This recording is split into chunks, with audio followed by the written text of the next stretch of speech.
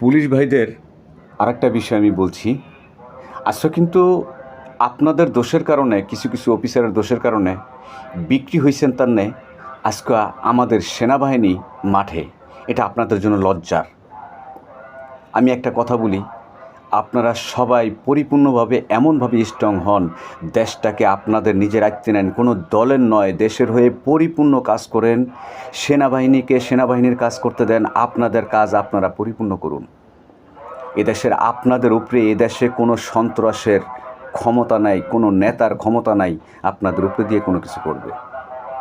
আপনারা স্ট্রং হন, অনুরোধ করছি আপনারা স্ট্রং হন, দেশটাকে সচ্ছল করুন।